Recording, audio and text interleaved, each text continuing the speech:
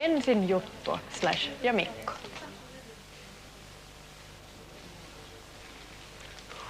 Jyrki?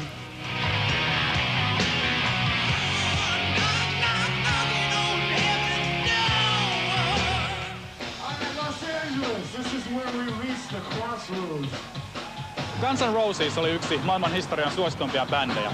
Bändi möi levyjä yli 50 miljoonaa kappaletta ja livenä heidät näki 5 miljoonaa ihmistä.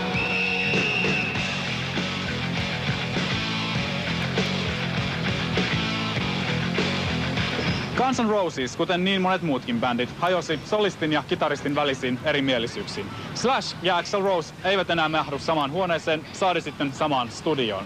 Tänään Jyrkin erikoishaastattelussa on Slash. Slash puhuu tulevaisuudesta, menneisyys Guns N' Rosesien kanssa ei juuri enää kiinnosta.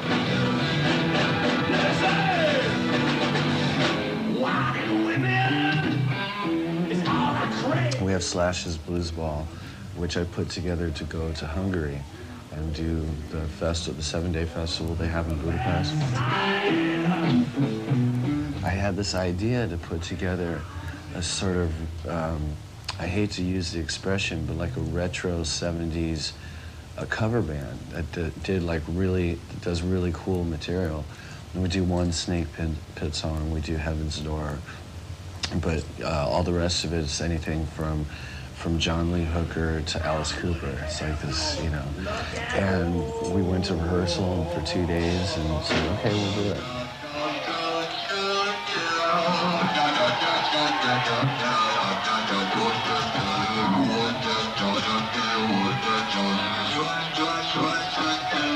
We all got together and just had a really good time. We drive around in a van, you know, it's like, you know, there's McDonald's bags and candy wrappers all over the van, and we all joke about the girls we slept with and this and that and the other, and it's, you know, it's like high school. I can't knock the stadium, you know, high status kind of elite traveling kind of thing. But when we were doing that, if Guns had a day off, I would always go find a club somewhere close to the hotel where there was a band that was jamming that I could go up and play with, to always retain that sort of humble composure and to also just, you know, just to stay grounded, basically. That's why I love doing what I'm doing. It's like we don't spend a lot of money, we don't make a lot of money. It's not the issue. It's to go out there and play and have a crowd come up and stand up against the stage and everybody's sort of connecting in some way. And it's just, I fucking love it, you know. So now that you don't have to worry about money anymore, is it the first time in your life that you can do what The more money you make, the worse it is.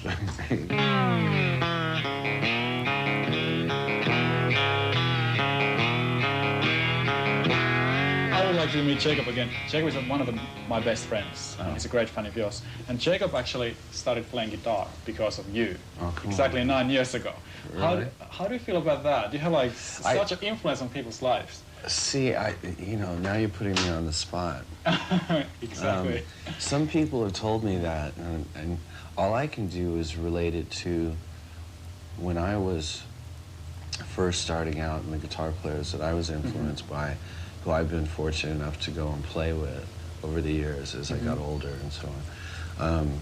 That's the biggest compliment in the world, and so just, you know, that's gonna make me blush or something. Before I started playing guitar, I was an illustrator.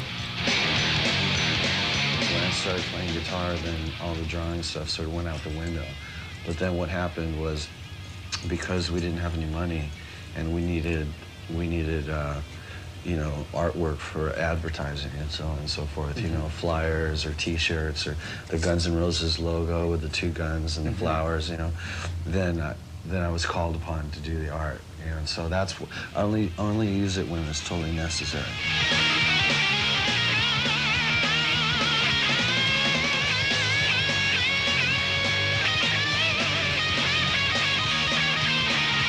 It's like no matter what it is that you do and no matter how successful you get, you can't take yourself too seriously, you know, because it really is just, I mean, in the general scheme of things, you're just a rock and roll guitar player. It's not that big a fucking deal, you know?